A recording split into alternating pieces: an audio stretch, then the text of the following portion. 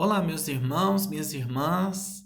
Então, hoje nós chegamos aí à nossa aula 15 e neste tópico do curso intitulado Obsessão Espiritual, nós estamos trabalhando neste módulo 4 a questão da obsessão e a mediunidade e os médiuns, prática mediúnica. Hoje nós vamos discorrer sobre os apontamentos específicos encontrados na codificação kardeciana, alguns apontamentos específicos sobre a questão da obsessão e da mediunidade.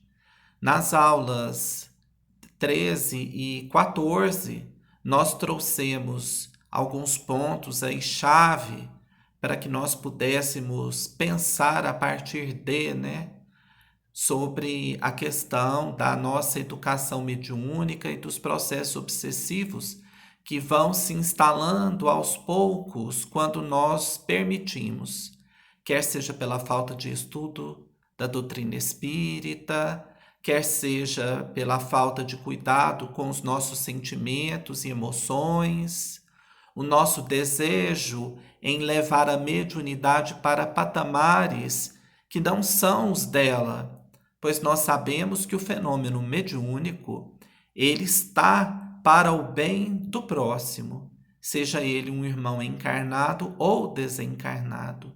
Então, tudo aquilo que fuja da disciplina, da espontaneidade, do estudo, da simplicidade, da humildade, do medianeiro, da comunhão com o grupo, tudo que fuja a estes tópicos, meus irmãos, fatalmente levarão o médium a enfrentar as questões da obsessão. E nós vamos iniciar esse estudo de hoje, o estudo 15, trazendo ali 9 apontamentos que Allan Kardec nos deixou no Livro dos Médiuns. Esse código abençoado para nosso estudo, reflexão, mudança de pensamento, transformação do nosso ser. E nós vamos discorrer primeiramente estes 9 pontos, importantíssimos e fundamentais. Vamos lá? Primeiro, persistência de um espírito em se comunicar, queira ou não o médium, pela escrita, pela audição, pela tipologia, que são ruídos, pancadas e batidas, etc., entre outras práticas mediúnicas, opondo-se a que outros espíritos o façam. Então, um dos pontos, meus irmãos, chave, é quando o médium só recebe um espírito e ele se opõe a tudo que outro espírito queira também partilhar. Não existe este exclusivismo, mesmo que o médium tenha um mentor, que tenha ali junto àquele mentor uma tarefa mais específica, meus irmãos, o médium tem que servir, tem que estar pronto a mediar o plano espiritual e o plano material. São casos, por exemplo, onde o médium, na reunião de desobsessão, que é realizada para ajudar os irmãos sofredores, ele para de receber os irmãos sofredores, cujo objetivo da reunião é esse, somente para receber os chamados mentores. Ele só recebe aquele mentor e deixa de atender aos espíritos necessitados. Os mentores não precisam de trabalho de desobsessão. Os mentores vêm muitas vezes, trazem um comunicado para auxiliar em tratamentos, para renovar as esperanças, a fé daquele grupo no trabalho, mas o mentor não tem necessidade de ter um médium exclusivo para a sua comunicação, meus irmãos. É um ponto onde o médium deve vigiar, manter a sua disciplina e começar a raciocinar se aquele processo, onde aquele processo vai o levar. Então Kardec já aponta. Quando o médium fica única e exclusivamente à disposição de um espírito, já é um caso de obsessão. Segundo ponto, ilusão que, não obstante a inteligência do médium, o impede de reconhecer a falsidade e o ridículo das comunicações que recebe. Já é um médium que está caminhando ou já está no estado de fascinação. quando ele passa a dizer coisas em nome dos espíritos e ter atitudes que cada vez mais vão o colocando no ridículo das comunicações. Esse é um ponto fundamental porque facilmente identificável pelo grupo vigilante que está ali. Então, são comunicações apócrifas, são comunicações que não condizem com o que a doutrina espírita. Nós sabemos, por exemplo, que tudo, meus irmãos, toda a comunicação é fruto de pensamento. Pensamento do plano espiritual, passando para o médium, que por sua vez vai traduzir aquele pensamento para quem está na matéria. Então, o espírito ele não entra dentro do corpo do médium. O espírito não precisa enfiar a mão dentro da mão do médium para escrever, não é assim? E muitos outros casos. Então, tem conselhos de espírito que colocam completamente aquele médium no ridículo, né? Coisas disparatadas que devem ser levadas à luz da doutrina espírita, ao estudo constante, à vigília do médium. O médium tem que impor, meus irmãos, um filtro nas comunicações. O espírito pode dizer o que ele quiser, mas o médium só vai passar aquilo que é seguro, aquilo que ele estudou, que ele sabe que está ali para ajudar e para auxiliar.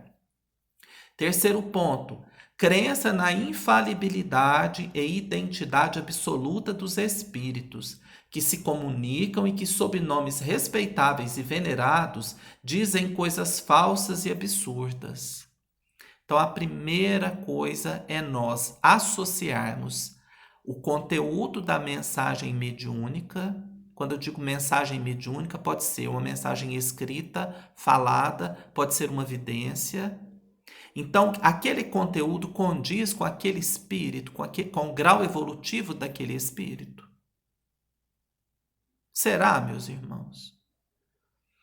As vidências que nós temos, será que aquele espírito, naquele grau evolutivo, que ele já tem um trabalho ligado com o mundo, ele pode estar à nossa mercê, do nosso lado, 24 horas por dia? Qualquer hora do dia, um médium diz, o fulano de tal está aqui dizendo isso, passa 5 minutos, o fulano de tal está aqui dizendo isso. Será que aquele espírito, meus irmãos, tem essa disponibilidade de estar ali a serviço do médium? Aí a coisa inverteu completamente, né?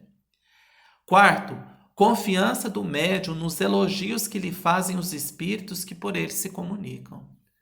Um espírito superior, meus irmãos, jamais vai trazer elogios enganosos e falsos, nem aos médiuns, nem a ninguém. Eles vão nos trazer incentivo, força, coragem, mensagens incentivadoras para o trabalho, para que nós possamos sair da nossa condição de inferioridade que ainda estamos, por isso estamos reencarnados no planeta Terra. Espírito que traz elogio, falso elogio, né? São espíritos chamados pseudo-sábios, são espíritos que querem criar confusões, anular o trabalho daquele médium, colocá-lo no ridículo e desviá-lo do trabalho que possivelmente poderia trazer muitos frutos, muitas bonanças aos irmãos sofredores. Então o médium é aniquilado quando ele cai numa dessas ciladas que nós estamos trazendo aqui, que são apontamentos do próprio codificador contidos lá no Livro dos Médiuns. Quinto, disposição para se afastar das pessoas que podem dar-lhes conselhos úteis. Então os espíritos começam a dizer ao médium, olha, não precisa estudar, nós vamos te ensinar. Olha, se afasta daquela pessoa que está querendo te dar aquele bom conselho. Saia desse grupo que está vigilante, vá para outro, que eles vão confiar em tudo que você disser. Então o médium, ele dá ouvidos a esse tipo de espírito e passa a raciocinar dessa forma como lhe convém. Por quê? Porque o principal do trabalho mediúnico para que o médium não possa cair no processo obsessivo, primeiro, né, a questão da disciplina, do estudo, do autoconhecimento, do autotrabalho. Segundo, meus irmãos, o grupo espírita. Quem está ali do lado sustentando aquele trabalho, por isso que o trabalho não é do médium, é do grupo. O grupo tem que estudar em conjunto, estar vigilante, para poder orientar, saber direcionar quando o médium, porque o médium é humano e ele pode errar, e erra sim, muitas vezes envolvidos em ignorância, muitas vezes o médium erra porque também tem a sua cota de vaidade, mas a vigilância do grupo vai auxiliá-lo. É uma troca, por isso que tem que haver aquela confiança profunda, aquele diálogo de amor e não de competição, onde o presidente da casa espírita, os irmãos que já frequentam há mais tempo, possam chegar e conversar com aquele médium e o médium possa abrir o seu coração. Será que estou certo? Será que fiz corretamente? Me ajudem. Não é assim que tem que ser? Meus discípulos serão reconhecidos por muitos se amarem. É assim que as relações têm que ser dentro da casa espírita e principalmente dentro dos grupos que se devotam às práticas mediúnicas, para que os médiuns possam ter essa liberdade de perguntar, de exprimir, de dizer que não sabem determinadas coisas e, em conjunto, calcados no Evangelho de Jesus e nas obras básicas, o grupo vai aprender com aquela nova situação, sem polêmica, sem briga, sem nada que oprima alguém. Então, tudo tem que ser feito com muita naturalidade e, principalmente, muito amor e muita amizade. Isso afugenta completamente aqueles espíritos obsessores que querem destruir o médium e o grupo. O amor, a amizade, a confiança, a boa disciplina, o estudo. Esses são os lenitivos que vão fortificar o trabalho mediúnico do médium e do grupo na casa espírita. Sexto, reagir mal à crítica das comunicações que recebe. Foi o que nós dissemos, né? O médium, um dos sintomas de obsessão, ele não aceita ninguém lhe ponderar nada. Tudo ele está acima, tudo ele está certo, tudo ele sabe. A palavra final é dele. Não interessa o que os espíritos estão dizendo, mas se estão dizendo através dele, é porque é a verdade absoluta.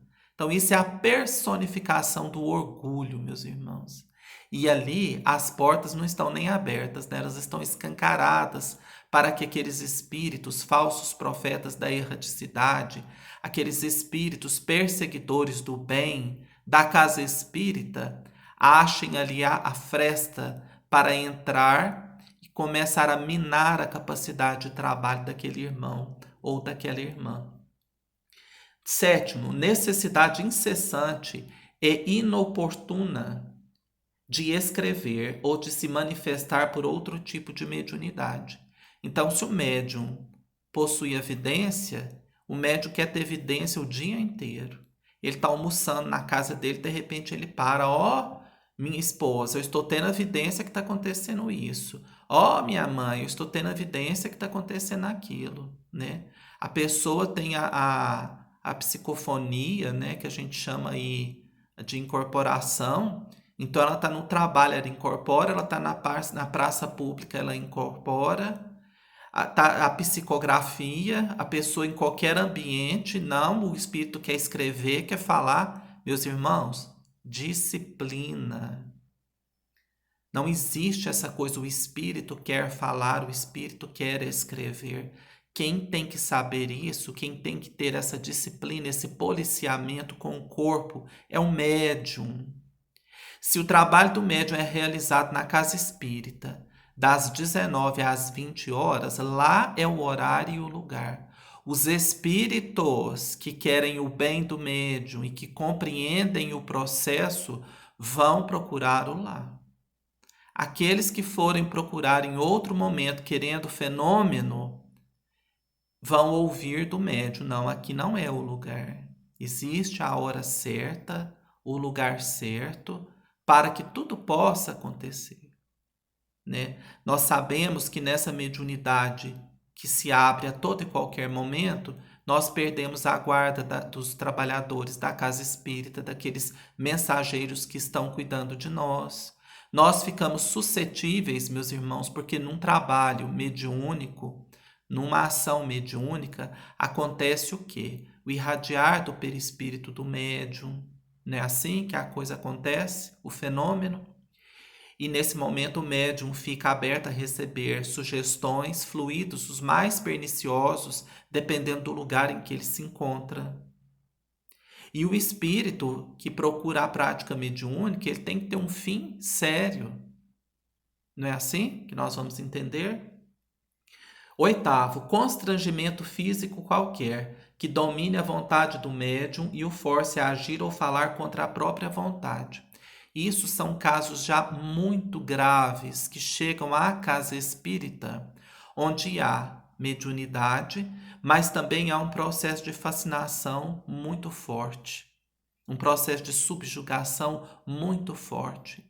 Então, o espírito já está atuando ali, como aquela história lá, né, da passagem bíblica que o espírito diz: somos uma legião, que estamos aqui.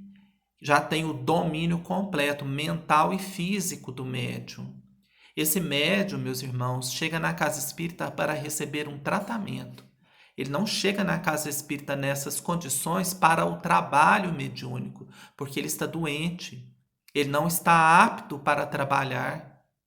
O trabalho mediúnico é para que se produza o bem, para que se instaure o bem na vida das pessoas. E para isso nós temos condições mínimas de saúde física, mental e espiritual para que possamos atuar.